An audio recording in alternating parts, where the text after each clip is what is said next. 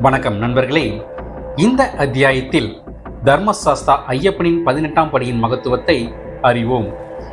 இந்த 18ஆம் படி மீது இருமுடி கட்டை சுமந்த பக்தன் மட்டுமே கால்களை வைக்க முடியும். புனிதமான இந்த 18 படியினை ஏற துவங்குவதற்கு முன்பு ஐயப்ப பக்தர்கள் படியின் மூலையில் உள்ள ஒரு கல்லின் மீது ஒரு தேங்காயை எடுத்து உடைக்கின்றனர். இந்த நிகழ்வானது ஆன்மாவை உணர்வதற்கும் நம்முள் உள்ள சிறு மனப்பான்மையை அடியோடு அழிப்பது போன்றதாகும். 41 நாட்கள் கடுமையான விரதம் இருந்து தலையில் இருமுடி கட்டினை ஏந்தி செல்லும் பக்தர்களுக்கு மட்டுமே இந்த 18ஆம் படியை ஏறி செல்ல தகுதி பெற்றவர்களாவர். ஆனால் இப்பொழுதெல்லாம் ஒரு சிலரே 41 நாட்கள் விரதத்தை கடைபிடிக்கின்றனர். இந்த 18 படிகளானது ஆலயத்தின் உள்ளே இருக்கும் கடவுளை போன்ற புனிதமாக கருதப்படுகின்றது. மேலும் இந்த படியானது ஒரே கல்லினால் ஆனவையாகும். சிலைகளை புனிதப்படுத்துவதற்கு என்னென்ன பூஜைகள் செய்யப்படுமோ அனைத்து பூஜைகளும் இப்படிக்கும் செய்யப்படுகின்றன. படி பூஜை இங்கு முக்கிய வழிபாடாக உள்ளது. இந்த படி பூஜையானது முன்பெல்லாம் 12 வருடங்களுக்கு ஒரு முறையே நடத்தப்பட்டு வந்தது.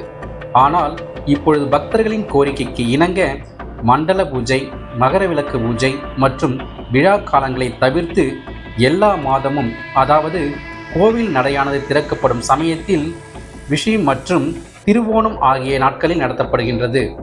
இந்த 18 படிகளும் 9 அங்குல உயரமும் 5 அடி அகலமும் கொண்டது. கால மாற்றத்தால் இந்த படிகள் தேய்வுற்றதன் காரணமாக அதுக்கு மேற்கொண்டு தேயாமல் இருக்க 5 உலோகங்களாகிய தங்கம், வெள்ளி, செம்பு, பித்தளை, ஈயம் ஆகியவற்றை அதன் மீது பொதித்தனர். இந்த 18 படிகளை உலோகங்களை பொதிக்கும் சமயத்தில் அந்த படிகளில் உள்ள சக்திகளை எடுத்து ஐயப்பன் மீது சேர்க்கப்பட்டது. படிகள் பொதிக்கும் பணியானது முடிந்த பிறகு மீண்டும் அந்த சக்தியை படிகளுடன் சேர்க்கப்பட்டது. இது நடந்த வருடம் 1985ஆம் வருடமாகும். இந்த 18 படிகளின் தத்துவமானது மனிதன் ஆன்மீக உயர்வை அடைவதற்கு இந்த 18 தலங்களை தாண்டித்தான் செல்ல வேண்டும். அவைகள் காண்பது, கேட்பது, மனம், ரசனை, தொடுவது. இவை 5ம் காமம், பேராசை, குரோதம், லோபம், மோகம், மதம், மாச்சரியம், தம்பு ஆகிய 8ம் சாத்வீகம், ராஜசிகம், தாமசிகம் ஆகிய 3ம் இதனை தவிர்த்து அவித்யா மற்றும் வித்யா என்பவை ஆகும். இந்த முதல் 5 படிகள் உணர்ந்து அனுபவிப்பே ஆகும். 6 முதல் 13 படிகள் வரை 8 ராகங்களாகும். 14 முதல் 16 வரை 3 குணங்களாகும். இறுதியாக அவித்தை படியானது அறிவில்லாமையும் கடைசி படியான வித்யா என்பது அறிவுமாகின்றது.